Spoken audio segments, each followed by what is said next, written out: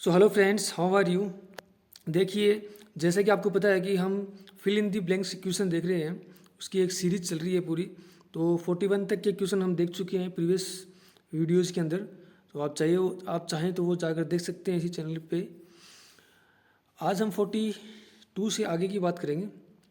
तो देखिए, पहला जो हमारा क्वेश्चन है वो है द टीम हैड ए खालिस्तान with respect to the proposal given by mister Albert. ठीक है, विद रिस्पेक्ट। देखिए, विद रिस्पेक्ट टू ये क्या है, एक फ्रेज है, इसका अर्थ होता है के संबंध में। द टीम हैड ए, क्या टीम टीम ने क्या किया है, had a. Had means past की बात कर रहे हैं। टीम ने किया है क्या, डिस्कशन किया है किसके संबंध में, प्रपोजल में। किसने दिया है वो, गिवन बाई जो मिस्टर अल्बर्ट ने जो प्रपोजल दिया है उसके बारे में हमने क्या किया, डिस्कशन किया है। तो बेसिकली जो चारों ऑप्शन है इसमें अगर आपको डिस्कशन की मीनिंग सही से पता है तो आप इसको क्वेश्चन को सोल्व कर दोगे आप। तो देखिए, इसका जो आंसर होगा वो बी ऑप्शन हो जाएगा। ठीक है फ्रेंड्स। तो देखिए फ्रेंड्स, अगला जो हमारा क्वेश्चन है वो है the rusty door.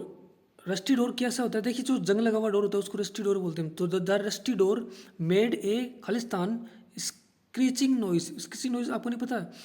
Screeching noise पता है आपको क्या होता है, जैसे हम कोई दरवाज़ा खोलते हैं, जंग लगा हुआ दरवाज़ा, तो जोर की आवाज़ आती है, ऐसी आवाज़ आती है जो हमारे कानों को अच्छी नहीं लगती, अनप्लीजेंट जो वॉइस होती है उसको बोलते हैं स्क्रीचिंग नॉइज। ठीक है, देखिए रस्टी डोर है, उसको खोलेंगे तो डेफिनेटली स्क्रीचिंग नॉइज होगी, अनप्लीजेंट नॉइज होगी जो हमें अच्छी नहीं लगेगी। तो उसको हम कैसे, उसके लिए हम कौन सा वर्ड यूज़ कर सकते हैं, लो तो नहीं करेंगे, सॉफ्ट भी नहीं करेंगे और स्मूथ भी नहीं होगी। वो कैसी होगी, हार्श होगी। हार्श मीन्स होगी मतलब कठिन होगी हमारे कानों के लिए सुनने के लिए। तो इसका जो आंसर होगा वो सी ऑप्शन हो जाएगा फ्रेंड्स। तो देखिए फ्रेंड्स, अगला जो हमारा क्वेश्चन है वो है the tone of his voice seem to खालिस्तान that he no more than he was letting on. Letting on means होता है जारी रखना, किसी चीज़ को जारी रखना। ठीक है, the tone of his voice, यानी उसके जो वॉइस की जो टोन है वो ऐसी प्रतीत हो रही है that he no more than, that he knew more than he was letting on, यानी किसी चीज़ को वो जारी रखना चाह रहा है।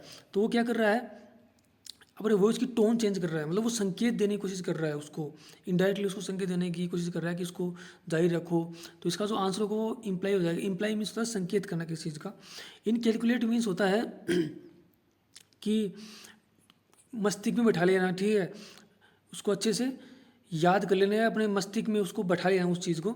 इंटेंट मीन्स होता है कि किसी चीज़ को करने का इंटेंट होना, इरादा होना। ठीक है, इनसाइज मीन्स होता है कि चीरा लगाना है, चीरना है, फाड़ना। ठीक है, तो इसका जो आंसर होगा वो डी ऑप्शन हो जाएगा। ठीक है फ्रेंड्स। तो देखिए फ्रेंड्स, अगला जो हमारा क्वेश्चन है वो है the covid Khalistan structural weakness in health system world wide and negativity impacted individual societies and economics. तो कोविड-19 ने क्या किया है कि जो हमारी जो सिस्टम की जो कमियां है उसको क्या है, उसकी है उसने रिवेल किया है, उजागर किया है उसने। तो इसका आंसर डी ऑप्शन हो जाएगा। कंसील में जो है छुपाना। ठीक है, कंसील में किसी चीज़ को छुपाना होता है, तो ये आंसर नहीं होगा। लेड भी नहीं होगा और हिट भी नहीं होगा। ठीक है, हिट मीन्स होता है किसी को चोट पहुंचाना या मारना। ठीक है, तो इसका जो आंसर होगा वो डी ऑप्शन हो जाएगा फ्रेंड्स। तो देखिए फ्रेंड्स, अगला जो हमारा क्वेश्चन है वो something are meant to be and death is खालिस्तान फॉर ह्यूमंस। ठीक है, यानी समथिंग आर मेंट टू, कुछ चीज़ें ऐसी होती हैं जो होने के लिए होती है ना, वो होती ही होती हैं अवश्य रूप से। वैसे ही डेथ क्या है, नेचुरल है और ह्यूमंस ह्यूमंस के लिए ना, डेथ भी ह्यूमंस होंगे, उनका अगर जन्म हुआ है तो उनकी डेथ भी होगी होगी, तो वो क्या है, नेचुरल है, होना ही होना है। ठीक है, तो इसका जो आंसर होगा वो सी ऑप्शन हो जाएगा फ्रेंड्स। देखिए फ्रेंड्स, अगला जो हमारा क्वेश्चन है वो है most times he is sitting alone emerge in his own. Emerge means होता है किसी चीज़ के अंदर लीन होना, यानी किसी, जैसे कोई व्यक्ति अकेला बैठा हुआ है, सुनसान बैठा हुआ है, तो वो क्या होता है, अपने ख्यालों में लीन होता है, वो सोचता रहता है, कुछ ना कुछ उसके दिमाग में चलता रहता है, तो वो इमर्ज होता है। ठीक है, तो most time he is sitting alone, most time वो क्या होता है, अकेला बैठा हुआ होता है, और इमर्ज होता है इन हिज ओन, किसमें होता है, मोनोलॉग्स। देखिए, एक व्यक्ति जब सिटिंग एलोन की बात कर रहे हैं, अकेला बैठा हुआ है, ठीक है, और वो इमर्ज है, तो मतलब क्या कर रहा है, वो अपने आप से ही बात कर रहा है, अपने आप में उसके थॉट आ रहे हैं, अपने आप में उसके थॉट चल रहे हैं दिमाग में, तो वो मोनोलॉगिस होता है। प्रोलॉगिस में होता है प्रस्तावना होता है, जैसे हम किसी चीज़ के बारे में थोड़ा बताते हैं तो उसके हम थोड़ा सा संक्षिप्त बता देते हैं कि भाई इसके बारे में ये है, इसके अंदर ये है, ठीक है, इसके अंदर ये प्रोडक्ट होने वाला है, तो वो क्या होता है, प्रोलॉगिस होता है। तो इसका जो आंसर होगा वो बी ऑप्शन हो जाएगा फ्रेंड्स।